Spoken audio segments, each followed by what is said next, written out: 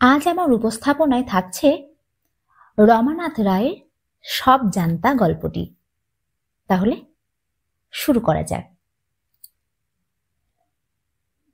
একটা লোক ছিল, সে সব সময় বই পড়ত, সব রকমের বই, ইতিহাস, ভূগোল, বিজ্ঞান, সাহিত্য, জ্যামিতি, কিছুই বাদ দিত না। সবাই তাকে চলমান বিশ্বকোষ বলতো। তবে তার একটা দোষ ছিল, লোককে ধরে ধরে নানা প্রশ্ন করত, আর সেসব কঠিন প্রশ্ন। যেমন, উট পাখির ডিমের ওজন কত? পৃথিবীতে প্রথম ছাপা বই কি? পিঁপড়েরা চিনি খায় কেন? রবীন্দ্রনাথ মোট কখানা বই লিখেছিলেন? কলম্বাসের বাবার নাম কি? সাহেবদের গায়ের রং সাদা হয় কেন? প্রায় কেউই এসব প্রশ্নের উত্তর দিতে পারত না। না পেরে তারা মনে মনে ভীষণ রেগে যেত, অথচ মুখ ফুটে কিছু বলতে পারত না। লোকটা ভীষণ মজা পেত। তবে কেউ যদি কোনো রকমে তার প্রশ্নের ঠিক উত্তর দিয়ে ফেলত, তাহলে তার আর রক্ষে থাকত না। লোকটা ভীষণ চটে যেত, আর চটে গিয়ে আরো কঠিন কঠিন প্রশ্ন করত। এমনকি মাঝে মাঝে শব্দের বানান পর্যন্ত জিজ্ঞেস করত, অর্থ জিজ্ঞেস করত। ফলে তাকে কেউ দেখতে পারত না, সবাই এড়িয়ে চলত।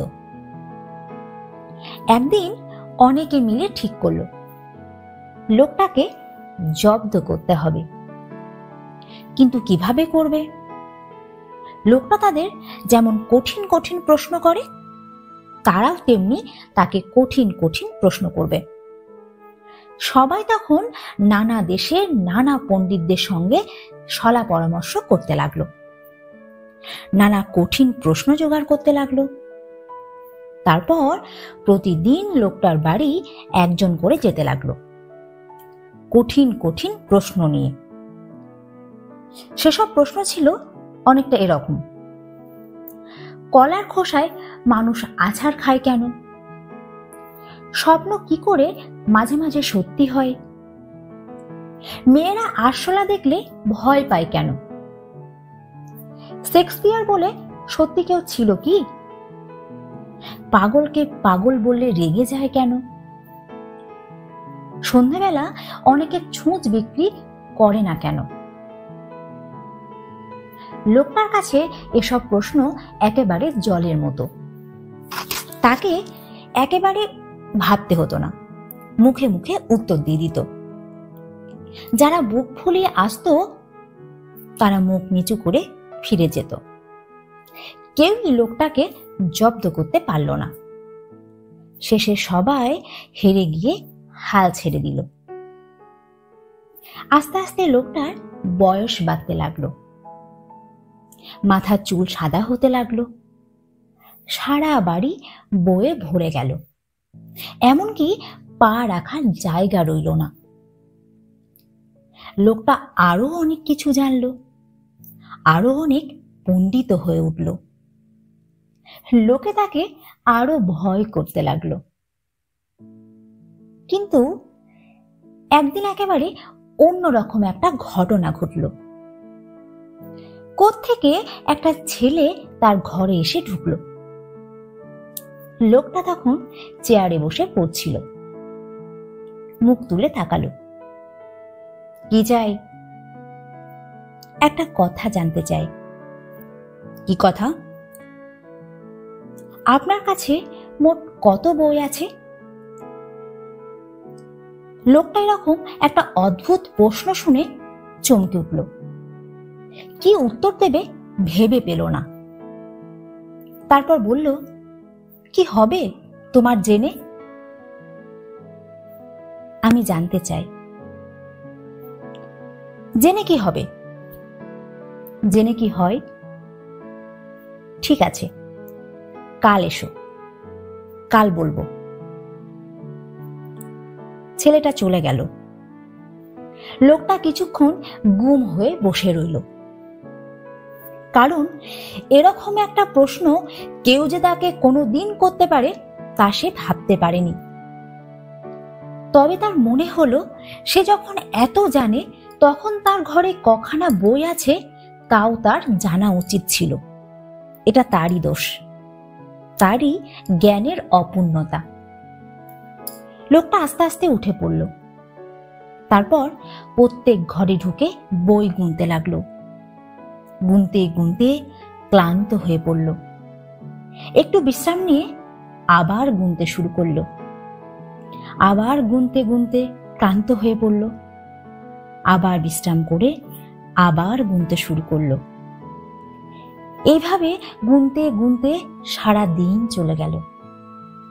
গোনা যখন শেষ হলো তখন রাত 11:30। পরের দিন ছেলেটি আসতেই লোকটি বলল 1,22,733। ছেলেটি সঙ্গে সঙ্গে প্রশ্ন করল, তাদের মোট পৃষ্ঠা সংখ্যা কত? লোকটা কোনো উত্তর দিতে পারল না, চুপচাপ বসে রইল।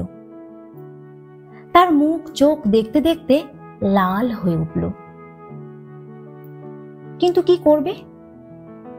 একটু পরে বলল, 1 সপ্তাহ পরে এসো। ছেলেটা চলে গেল। লোকটা তারপর সারা সপ্তাহ ধরে একটা খাতায় প্রতি বইয়ের পৃষ্ঠা সংখ্যা পর পর টুকতে লাগলো। প্রকাশ শেষ হলে তাদের যোগ দিতে লাগলো। দিতে দিতে সে স্নান করার কথা ভুলে গেল, খাওয়া দাওয়া ভুলে গেল। এত বড় যোগ সে জীবনে করেনি।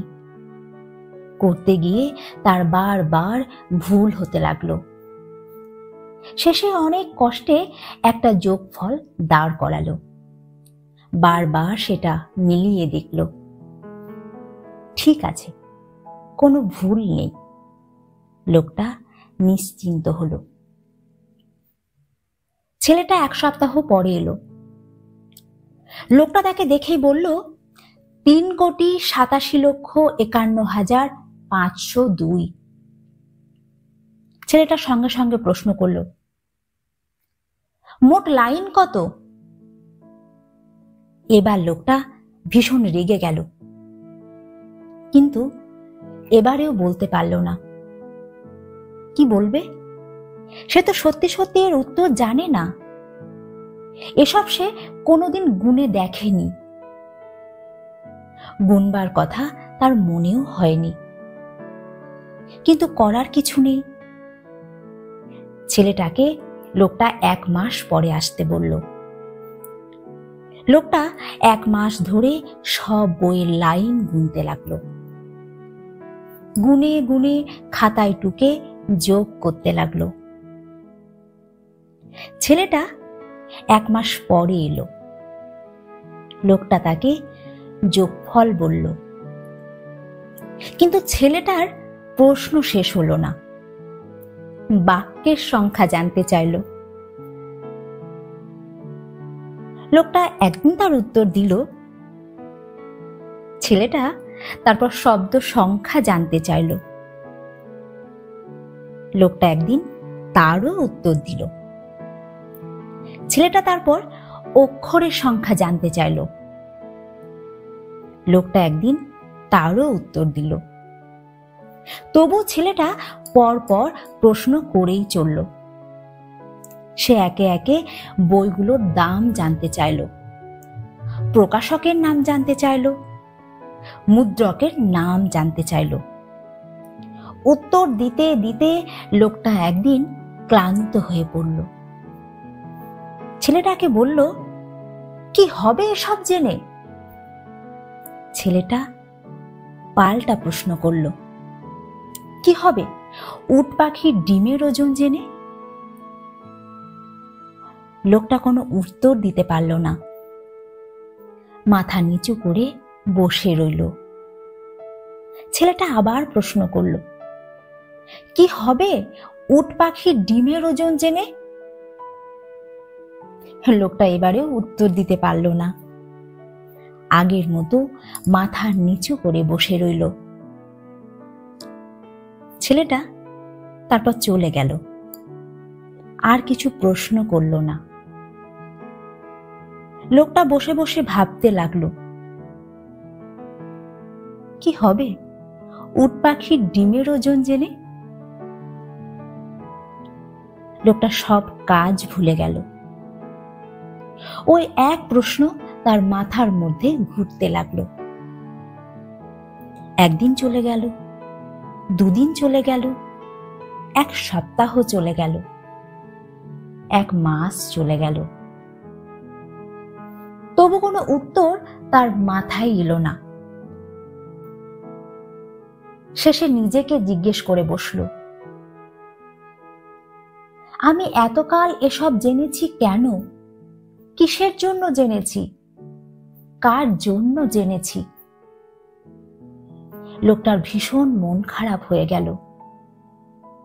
ঘরের মধ্যে চুপচাপ বসে রইল। একবারও রাস্তায় বেরোলো না, কারোর সঙ্গে কথা বলল না, বলতে ইচ্ছেও হলো না। এমনকি একটা বইয়ের পাতা পর্যন্ত উল্টালো না। উল্টাতে ভালো লাগে না। একদিন বিকেলে কি মনে হলো লোকটার, বাড়ি থেকে বেরিয়ে পড়ল। হাঁটতে হাঁটতে একটা পার্কের মধ্যে এসে ঢুকলো। একটা গাছের গুড়িতে হেলান দিয়ে ঘাসের উপর বসে পড়ল। সামনে ছোট ছোট ছেলেরা বসে গল্প করছিল। সেসব নানা মজার গল্প। লোকটা এসব গল্প কোনোদিন শোনেনি, কোনো বইয়ে পড়েনি। লোকটা অবাক হয়ে সেসব গল্প শুনতে লাগলো। একসময় একটা ছোট ছেলে লোকটাকে জিজ্ঞেস করলো, তুমি গল্প জানো? গল্প? হ্যাঁ, গল্প, ভূতের গল্প। আর একজন পাশ থেকে বলে উঠল, হাসির গল্প। আর একজন চেঁচিয়ে উঠল, ডিটেকটিভ গল্প। লোকটা চুপ করে বসে রইল। তাই দেখে একটা লাজুক ছেলে আস্তে আস্তে বলল, তুমি যা জানো তাই বলো। লোকটা কোনোদিন কাউকে গল্প বলেনি।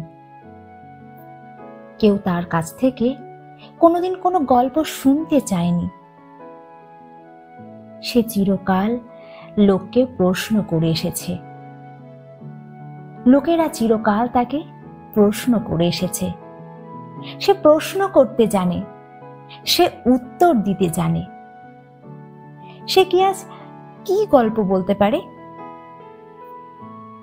তবু লোকটা একবার চেষ্টা করে দেখল। সে আস্তে আস্তে শুরু করল। এক দেশে এক বিরাট পণ্ডিত ছিল। সে খুব বই পড়ত। তার কোনো বন্ধু ছিল না। তাকে সবাই ভয় করত। তাকে কেউ ভালোবাসত না। একদিন হয়েছে কি, ছোট ছোট ছেলেরা অবাক হয়ে তার গল্প শুনতে লাগলো। বলতে বলতে কখনো তার গলার স্বর উপরে উঠল, কখনো নিচে নামলো। গল্প যখন শেষ হলো তখন চারিদিক অন্ধকার হয়ে এসেছে। ছেলেরা কিছুক্ষণ চুপ করে রইল। তারপর সবাই প্রায় একসঙ্গে হৈ হৈ করে উঠল, আরো একটা বলো, আরো একটা বলো। লোকটা এবার উঠে পড়ল, বলল, কাল এসো, কাল বলবো। লোকটা তারপর প্রতিদিন বিকেলে পার্কে এসে ছোট ছোট ছেলেদের গল্প বলতে লাগলো। দেখতে দেখতে তার শ্রোতার সংখ্যা বেড়ে গেল। তার নাম চারিদিকে ছড়িয়ে পড়ল। সবাই তাকে ভালোবাসতে আরম্ভ করলো। উট পাখির ডিমের ওজন নিয়ে তার আর মাথা ব্যথা রইল না। তার বইগুলো সব পোকায় কাটতে লাগলো।